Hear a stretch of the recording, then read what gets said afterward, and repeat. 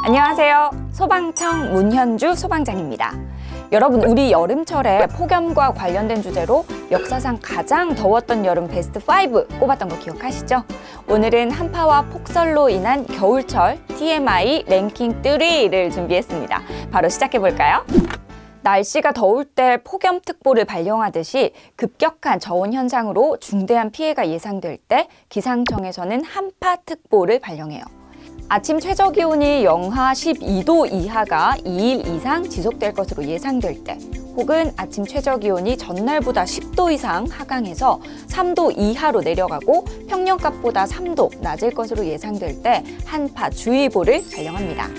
또 아침 최저기온이 영하 15도 이하가 2일 이상 지속될 것으로 예상되면서 전날보다 15도 이상 하강해서 3도 이하로 내려가고 평년값보다 3도 낮을 걸로 예상될 때 한파경보가 발령됩니다.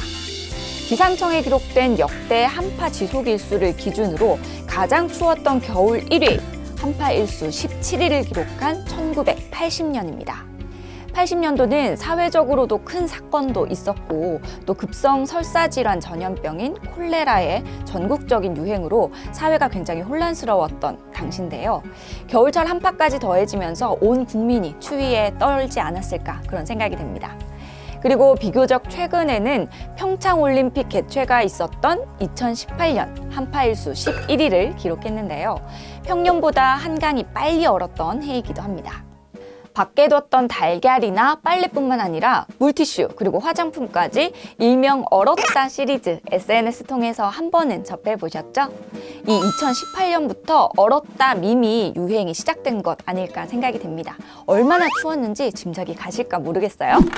자, 그럼 이번에는 눈이 가장 많이 내렸던 해 한번 알아보겠습니다. 1위는요, 우리나라가 광복 40주년을 맞이한 해이기도 한데 365일 중에 무려 41일 동안 눈이 내렸다고 해요. 1985년입니다.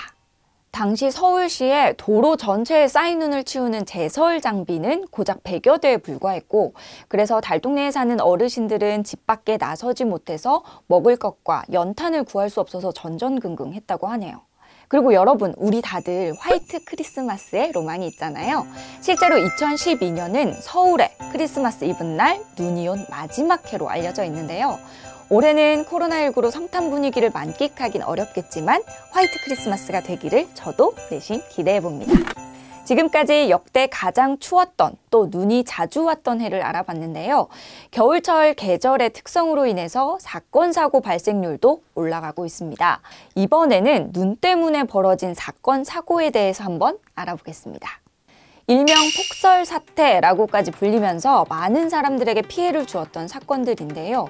100년 만에 내린 기록적인 폭설, 2004년 3월 중부권의 폭설 사태입니다. 이때 부산행 새마을호의 탈선으로 경부선이 4시간 동안이나 불통 상태에 빠지기도 했고요. 경부고속도로에 만여 대의 차들이 30시간 동안 고립돼 있기도 했습니다. 당시 운전자들은 추위와 배고픔을 견디며 떨면서 밤을 보냈고요. 일부는 고속도로에 차량을 그대로 둔 채 인근 여관이나 민가로 몸을 피하기도 했다고 합니다. 때문에 고속도로에 발이 묶인 시민들을 위해서 헬기가 동원돼서 빵과 우유, 라면, 그리고 휘발유까지 지원했을 정도라고 하니까요. 굉장히 대단하죠. 그리고 또다시 2010년 중부지방에 폭설이 옵니다. 지금도 눈이 오면 인터넷 커뮤니티를 뜨겁게 달구는 눈사람 박대기 기자 사진이 바로 이때 탄생을 하게 됩니다. 특히 서울은 많은 양의 눈으로 교통이 마비되고 거리 한복판에서 스키와 스노우보드를 타는 사람들까지 등장을 했는데요. 웃지 못할 기록을 남기게 된 해였죠. 자, 여러분, 겨울철 하얗게 소복이 쌓인 눈, 상상만 해도 예쁜 생각이 들지만 일반적으로 1제곱미터 면적에 쌓인 1m 눈의 무게는 몇 킬로 될까요? 300kg 정도 나간다고 합니다.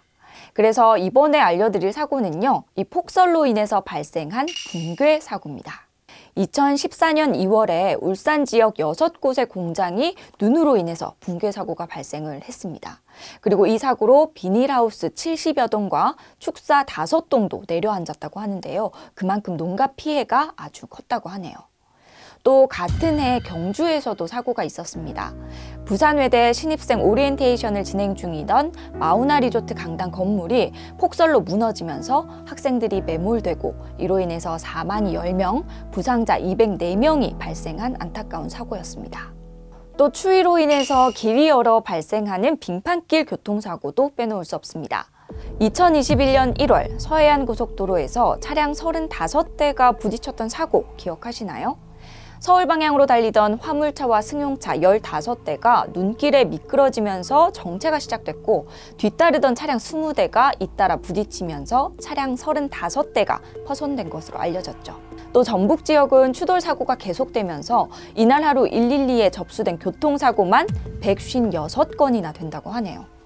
기록으로 살펴본 겨울철 재난들, 잘 대비해야겠다는 생각이 더욱 드는데요. 건강하고 안전한 겨울을 보내는 방법 알아볼까요? 한파특보 발령 시 기상 상황을 수시로 확인하고요. 보일러나 수도 배관 등은 동파에 주의하고 잦은 난방기구 사용으로 발생할 수 있는 화재 위험 요인이 있는지 살펴주세요. 그리고 되도록 야외 활동은 자제하는 게 좋겠죠? 또 대설예보가 있을 때는 붕괴 위험 요소를 살피고 위험 장소에 있을 경우 미리 대피해주세요. 만약 불가피한 외출 시에는 대중교통을 이용하는 것이 좋겠고 또 눈이 내리면 내 집 앞의 눈은 수시로 치워주세요. 올해 겨울에는 모두가 건강하고 따뜻하게 안전한 겨울 보내시기 바랍니다.